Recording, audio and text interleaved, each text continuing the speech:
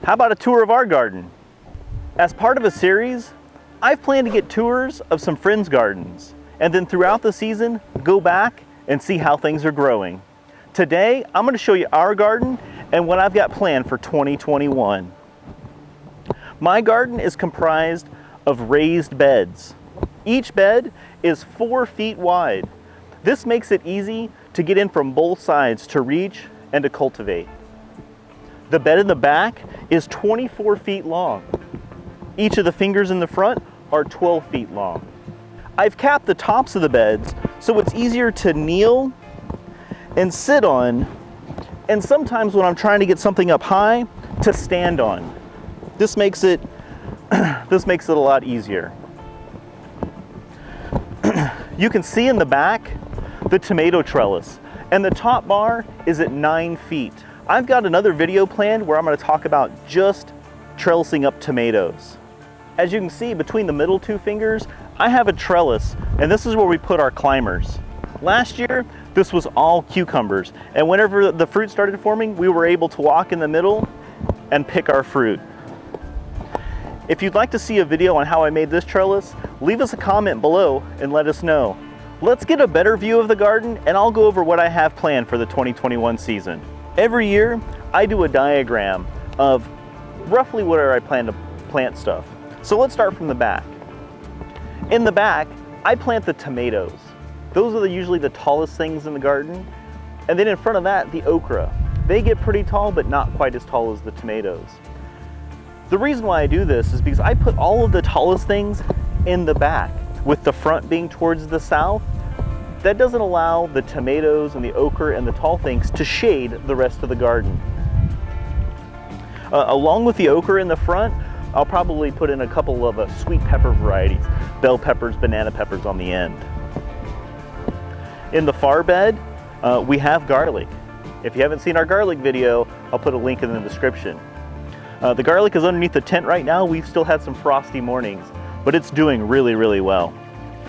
In the next bed, I'll put in a couple of squash varieties, probably 1 or 2 zucchinis, and maybe some patty pan squash. The trellis this year is going to be almost entirely pole beans with a couple of cucumbers. Last year we did all cucumbers, and we were able to can and put away enough pickles to last us for a couple of years. This year's hope is to be able to put away enough pole beans to do the same thing. And then next year, we'll cycle back to cucumbers. On the other side of the pole beans, we'll probably continue with the squash and maybe add some beets here at the closest end. This bed here, I've reserved for putting most of my hot peppers and probably 1 cherry tomato in the back. Around the rest of the property is where we put our smaller plants, our herbs. We'll put in different flower varieties around the garden to attract those pollinators. So right now, this is the rough plan, but when we get to planting, anything can change. Right now, as seed starters in the house, we have things like butter beans. We also have some Greek peppers. So we'll see how those fares the starters and where they'll go in the garden at the time. Later on in the season, when we come back to do an update, we'll probably do an update of harvesting garlic and then replacing the garlic with a new crop to finish out the year. The garlic usually harvests in June. Another thing you might see in our garden is where we store all of our hanging baskets at the end of the year. So around the house, we do hanging baskets with things like petunias and impatiens.